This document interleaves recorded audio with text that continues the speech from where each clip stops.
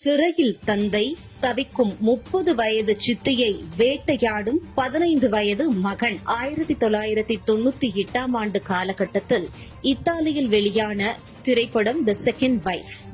தமிழில் வெளியான உதிரிப்பூக்கள் ரஷ்யாவில் அதிக நாட்கள் திரையிடப்பட்டது என்பது குறிப்பிடத்தக்கது. அதேபோல ரஷ்யாவில் அதிக நாட்கள் வெற்றிகரமாக ஓடிய இத்தாலிய திரைப்படமான தி செகண்ட் வைஃப் திரைப்படம் ஒரு வித்தியாசமான அனுபவத்தை ரசிகர்களுக்கு கொடுத்திருக்கிறது. ஏன் இந்த திரைப்படத்திலிருந்து நிறைய கான்செப்டை கூட தமிழ் சினிமா சில வெற்றி படங்களில் உபயோகப்படுத்தி உள்ளது என்றே சொல்லலாம். ஒரு வித்தியாசமான அனுபவத்தை கொடுக்கும் இந்த படத்தை பற்றி தற்பொழுது பார்க்கலாம். படத்தின் ஹீரோயினான ஹானா தவறான உறவின் மூலம் ஒரு குழந்தையை பெற்றெடுத்து அந்த ஊரை விட்டு ஒதுக்கி வைக்கப்படுகிறார். ஏழ்மையாலும் வறுமையாலும் ஒரு பெண் குழந்தையை வைத்துக் கொண்டு கஷ்டப்படும் அவர் பாஸ்கோ என்பவரை இரண்டாவதாக திருமணம் செய்து கொள்கிறார். தன்னை விட 25 வயது மூத்தவரான ஒருவரை இரண்டாவதாக திருமணம் செய்யும் ஹானா தன் பெண் குழந்தையோடு அவரின் சொந்த ஊருக்கு வந்து தங்குகிறார். 15 வயதில் பாஸ்கோவிற்கு ஒரு மகன் இருக்கிறார் என்பதும் குறிப்பிடத்தக்கது. பகலில் ட்ரக் டிரைவராகவும் இரவில் சிலை திருடுபவராகவும் இருக்கும் பாஸ்கோ ஒரு சிலையை திருடி ஜெயிலுக்கு சென்று விடுகிறார். ஜெயிலுக்கு சென்ற அவரை மீட்க போராடும் மனைவி ஹானா அவருக்கு உறுதுணையாகவும் உதவி செய்வதற்கும் யாருமே இல்லாததால் மிகவும் மனது உடைந்து போகிறார் ஹானா.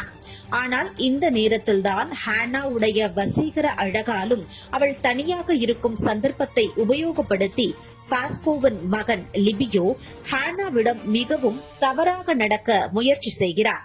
தன்னுடன் மட்டுமல்லாமல் தன் மகளிடமும் அவன் தவறாக நடந்து கொள்வானோ என்று பயப்படுகிறாள் ஹானா. ஆனால் ஹானா தனியாக இருக்கும் சந்தர்ப்பம் பார்த்து அவளை நெருங்கி வரும் லிபியோ அவளை கட்டி அணைக்க இருவரும் தவறாக இருக்கின்றனர். தான் செய்வது தவறு என்று ஹானா அறிந்திருந்தாலும் அந்த புது வாழ்வு அவளுக்கு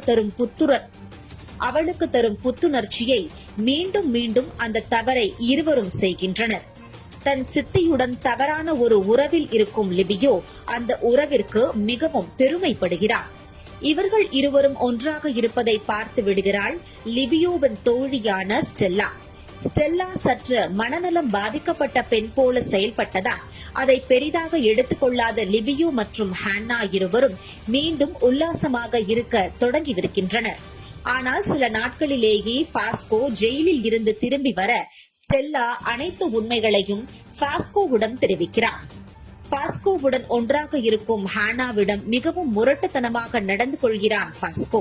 தன் மனைவியை குறை சொல்லவும் முடியாமல் தண்டிக்கவும் இயலாமல் முரட்டுத்தனமாக நடந்து கொண்டு அந்த ஸ்டெல்லாவையே தன் மகன் லிபியோவிற்கு திருமணம் செய்து வைக்கிறான் பாஸ்கோ. தன் தவறை உணர்ந்த இருவரும் அதை பற்றி வெளியே சொல்ல முடியாமலும் மன்னிப்பையும் பெற முடியாமலும் தவித்து வந்தனர். தான் தனியாக நின்றபோது தன்னையும் தன் மகளையும் நன்றாக பார்த்து கொண்ட பாஸ்கோவை மறந்து அவரின் மகனிடமே தவறான உறவு வைத்துக் கொண்டதை நினைத்து மனம் கலங்கி இருந்தார் ஹானா. இந்த இருவரின் தவறான நடவடிக்கையே அவர்களுக்கு தக்க தண்டனையாக அமைந்துவிட்டது போல் படத்தை முடித்திருப்பார்கள்.